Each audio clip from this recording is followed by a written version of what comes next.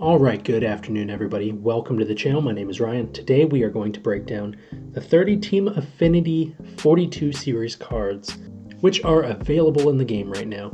So the purpose of this video is to kind of give you an idea of which division you should focus on first. A lot of people are going through and just doing showdowns after showdown after showdown. I'm kind of going the grinding method. I haven't really been able to play too much, but I'm at 8% already on the NL Central. So, I mean, it's not going to take you forever, but I, as I've mentioned before, enjoy the grind of getting to these cards, not having them all day one. So, we're going to go through, we're going to talk about which divisions you should start off with first, as well as which cards are the best overall, all the way from 30 to 1. So let's hop to it. The order that I would go in these divisions is going to be the American League West, the NL Central, NL West, AL Central, AL East, and NL East. The interesting thing with that, though, is that the NL East ironically has the #1 rated player, but all of the rest of their players are so low that it dragged them down to the lowest overall total. But we'll get into that here. Let's do this. Here we have number 30, Patrick Corbin. So this guy here, not necessarily a bad pitcher by any means. I mean, he has good per-nines, he's got good stamina, but his velocity is just not there. He's going to have a lot of movement, but when you have a 66 in control, realistically your pitches are going to move enough to where they're going to fall out of the zone. If you're facing a guy with a good eye, you're going to walk a crap ton of guys. Even if you're facing a bad player, you're probably not going to blow him away. 91 isn't really going to blow anyone away. Number 29, Jason Hayward. Now this guy here, frankly, nothing really wows me about this card. I thought his fielding would be a lot better than it is. I mean, they say it's a diamond, but he plays as a gold shield. The speed isn't there, hitting isn't really there, especially against lefties. 82-74 against righties. I mean, it's not terrible, but it's not great. There's a lot of better options out there right now, even if they're golds. So now we are back in the NL East, and we are on Dansby Swanson. A lot of people might have this guy a lot higher up on the board, maybe mid-tier. To me, he doesn't really do much. He's got 79 speed, which is nice. He'll get to the balls. He's got good fielding, but hitting-wise, very average. He's got good vision, so he'll put the ball in play, but I've never really been a huge fan of Dansby's swing in the game. I've never really been able to do much with it. The next one, we are staying in the NL East. Andrew McCutchen. Now this one pains me as a Pirate fan. McCutchen has always been one of my favorite players. He's got good hitting in this, but the fielding, the arm strength, and the speed just aren't there. I don't want to say he's a shell of what he was, but kind of. There's a lot of live series players that are going to be better than him, and quite frankly, why grind this division for one of these guys if you have live series guys that are already going to be better than them? That is my entire kind of purpose with the bottom rankings here in this tier. This next guy here, the only reason he is as low as he is because he is the exact same version as his live series card. That is Giancarlo Stanton. It's a guy that's going to have a lot of power, decent fielding at best, subpar contact. This version will have more contact than his live series, but in power numbers, the power is pretty much damn near the same. Why would I spend all this time grinding for Stanton when I can just buy Stanton? He's a gold. He's not going to cost me too much. Makes more sense for me to do it that way. One thing about me, I like guys that hit, but if you have no speed and you can't field, you're going to be lower on the list. Now, I like Yastrzemski. I do. He's got decent fielding, but his arm strength is absolutely horrendous. His speed, he's not going to track down every ball. He's good against lefties, which is a reverse split because he is a lefty himself, but I can't hit lefty-lefty. Cannot do it. So when you put him up against a righty, his contact drops down under 80. Power is still there, but overall his vision's kind of low, contact kind of low. Overall, just kind of a low overall card for me. This one is going to be a lot like Mike. It is Mel Rojas. Now, the Franimal, a lot of people love this card. I like this card. However, the fielding, he's not going to get too many balls at a 47 in speed. Contact versus lefty is good. Power against lefty is good. Contact versus righties, sluggish a little bit, but the power is there. Realistically, you face righties more than you do lefties right now. It could be a good thing. He's got the power. But for me, I value a little bit more speed in the outfield. Even in the end game for outfielders, I always go with a little bit more speed. I feel like if you can't get to the ball, especially this year it feels like the field plays bigger than it has in the past. Fielding and speed matter more in the outfield. There's balls that have been hit to center field that I can't get to with Ronald Acuna Jr. So if you have a guy with 47 in speed, you're going to be struggling out there, without question. Bo Bichette. A lot of people love Bo Bichette. I like him as a player, but as a card, this does nothing for me. Against lefties, sure, maybe. Righties, not really. Fielding, okay, decent. He's going to have a silver shield. The arm strength is shit for a shortstop. And the speed, 66, you're not really going to get to a whole lot of balls up the middle. To me, this is a very blech card. There's not much to it. I don't really care that much about it. Coming in at number 22, Yordan Alvarez. Now this guy's going to hit the ball for you. But again, 42 speed, 59 fielding. Guy's got a common shield in fielding. I've had balls hit off of my guy's gloves in this game already. I've had balls drop because my guys were too slow. He's going to kill you in the field more than he's going to help you with the bat. If you want to have him as a bench bat, pinch hitter, fantastic. This is a guy that you will want. But aside from that, he should not be a starter on your team. All right, coming in at 21, Jose Barrios. Now, I like this card. I do. Has good hits per 9.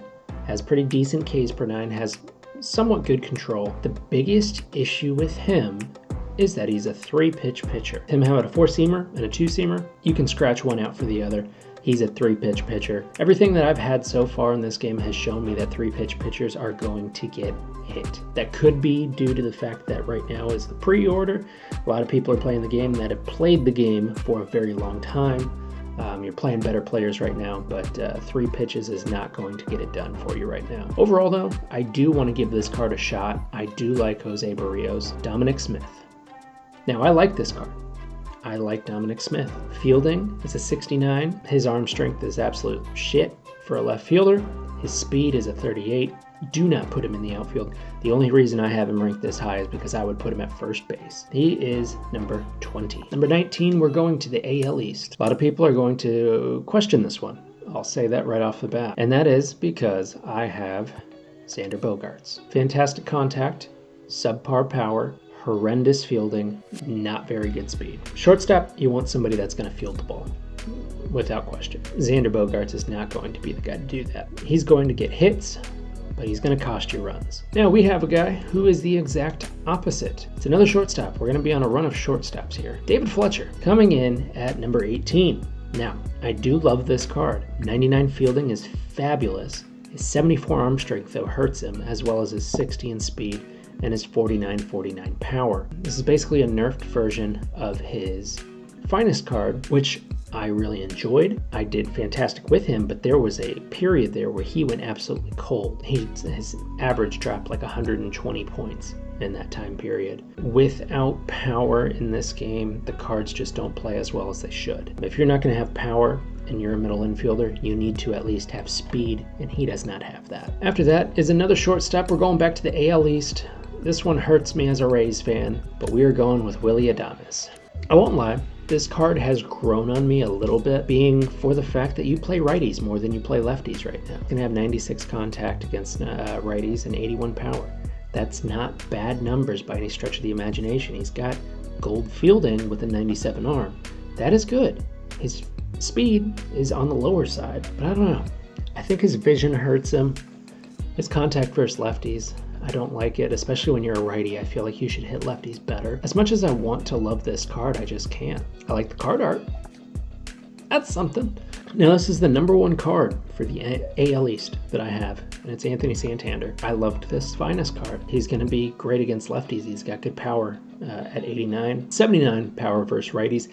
He is a switch hitter, though, which is a good thing. His speed, though, in the outfield, not going to do you much. He does have a secondary at center field. I would highly advise against that, though. You don't want that kind of speed in center field. He does have diamond fielding, which is fantastic. His arm is decent at best. Overall, not a bad card. The only reason he's up this high is because he is a switch hitter. At number 15, The middle of the bunch, Ketel Marte. This guy I've always loved using. It's a guy that rakes against lefties with 103 contact and 80 power. But against righties, he suffers. 77 and 58. Now, his swing does play better than his stats, but it's kind of hit and miss. It really is. 58 in power. It's kind of the Nico Goodrum effect of the live series. Yes, it'll have some pop, but there's also times where it's just going to go dead. So it's a very hit and miss player. He's got good fielding. His speed has dropped over the years. Now he's under that 70 threshold, which for a center fielder, I'm not a huge fan of. He does have position flexibility though. He will go down to a silver shield if you move him into the infield though. Keep that in mind. He is a solid pick, but he is mid-range out of these cards. I just mentioned this guy. We talked about the Nico Goodrum effect. It's going to be Nico Goodrum. It's a guy that I like. It's a guy that I'm really happy they gave a diamond to, like truly. I've wanted him to have a diamond card for a very long time. He plays every damn position except for catcher and pitcher. His fielding is fantastic. His arm strength is good. His accuracy, though, is a little bit off, but he's got good speed at 80. I like to have guys that are at least 75 or over in speed. He's got a good swing that is going to generate more power. His biggest thing going against him is that against righties, he only has a 63 in contact. Again, like I said earlier, you're going to face righties more so than you will lefties, especially this early in the season. He does have a swing that'll generate, so if you yourself are good at putting the PCI on the ball, you might do well with this card. If you're a guy that's using directional, you probably won't. If you're somebody that has decent stick abilities, you're decent at getting the zone on the ball, you might do well. He's going to be kind of hit and miss as well. He's going to do good fielding, so you got that going for you. A little bit of pop, good fielding. I like him. After that, though, we're staying in the division. We're going to go Tim Anderson. This is another guy. He can hit well. Fielding is a little bit iffy, but he does have some good speed at 84 overall. This card played very well for me with his finest. It was a pleasant surprise. I had always sucked with Tim Anderson cards, so I was very happy to see him do so well last year. His power against righties and his contact against righties are what bring this card down for me, but against lefties, he's going to mash the ball. So we are going to go back to the NL West, and we're going with Colorado's German Marquez. Great stamina, 99, hits per 9, kind of low, Ks per 9, pretty low. His walks, though, he has great control with his walks with an 87. He's got 97 as his fastball, so he's going to bring some gas. He has a great mix with the four-seam, knuckle curve, slider, sinker, and changeup. Really, it's the pitch mix that you want. He is going to be a good pitcher. I do like him, which is why he is at number 12 on the list. Now, going into number 11, we are staying in the NL West, and we're going to go with Trent Grisham. This is a guy I really liked when they announced this card. I thought they were to give him more power, though. His hitting attributes are what keep him down. His fielding and speed are absolutely phenomenal. He will get to any ball in center field, left field, or right field. His arm strength is not very good, so I would advise keeping him in center field rather than going left or right. But his defense will save you runs. His offense might get you a couple runs here and there, but I wouldn't bank on it every time he comes up, which is why he is out of the top 10, but just barely. Now we go into the top 10. We are starting in the NL Central. Jack Flaherty. Hits per 9 are fantastic at 96. Ks per 9 and walks per 9 somewhat low. Walks per 9 especially. He's only throwing 94, but his cards have always done better than what they have been rated. He has another fantastic pitch repertoire, just like German Marquez, four-seam, slider, knuckle curve, sinker, and changeup. His hits per 9, though, make me very happy about this card. I am going to grab this card here at some point. Ke'Bryan Hayes, third baseman, coming in at number 9. Contact, pretty good, 83, 84. Power, wanted them to give this card so much more power. I really did.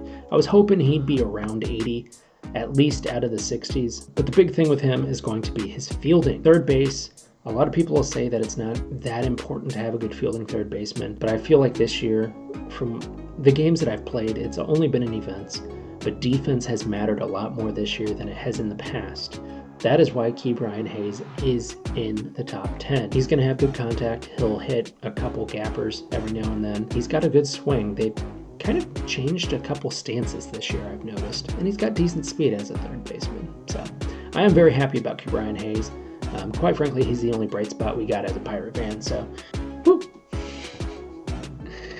Number 8, Jesus Lazaro, stamina 99. Fantastic. Hits per 9 kind of low at 79, walks per 9 kind of low at 75. The reason I have him up so high, though, is that he is going to hit 96, 97 with his fastball, and he has a big curveball. He has 99 velocity and 99 break. This guy is going to be difficult to pick up. There are a lot of righties in the game right now for starting the lineup, which is kind of concerning. However, I think that Jesus Lazaro, especially using his 98 card from last year, is strong enough that you can use him effectively early on in the season.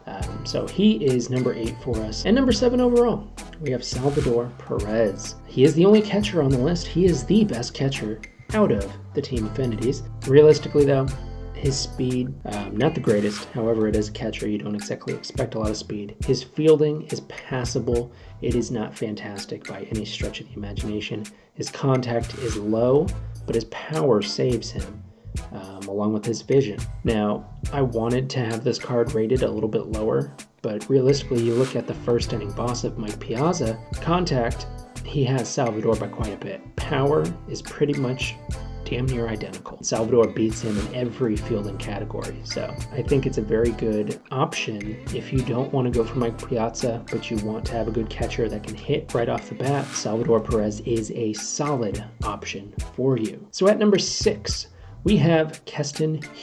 Against lefties, he's not going to do much, which kind of sucks with him being a righty. Against right-handed pitchers, he is going to absolutely crush the ball. I've faced him twice. I've given up 2 home runs. His fielding isn't going to be great. It's bronze. His speed, lackluster, especially up the middle. But having a second baseman that's going to have that kind of power right now, this early in the game, is pretty damn amazing. Due to the fact that we play righties so much more right now, he is this high up on the board. At number 5, we are staying in the NL Central, and we are going with Luis Castillo. This guy's fantastic. Circle change as his primary, fastball and a sinker, which are going to hit 97, 98. He also has a slider, which is fantastic because you can move his pitches around. You can break it in on a righty, you can break it away on a righty, you can break it in on a lefty, you can break it away on a lefty. It's fantastic. It's exactly what you want for a pitch mix. Quite frankly, this guy is a stud. Number 4 is a guy who I've never really done well with, but they changed his batting stance this year, and I've actually been hitting the hell out of the ball with him. Max Munson. He has a first base as his primary. I was hoping he'd be a second base primary, but you know, that didn't happen.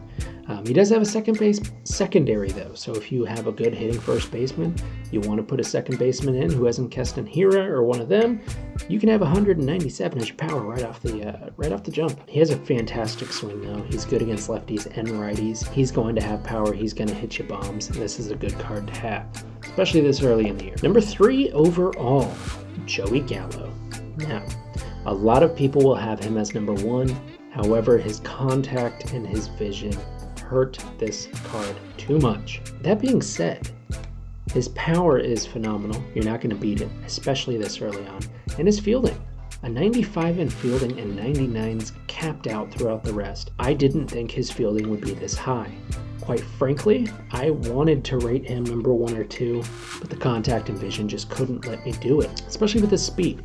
The more I play, the more I feel like speed matters. Now, his 99 reaction will help him get to balls a little bit quicker, so he will be good in that regard. You could also put him at first base or third base. You put him at third base, he's still going to have a diamond shield, which is phenomenal. Number 2, we are staying in division, and we are going with Rookie of the Year, AL Rookie of the Year, Kyle Lewis.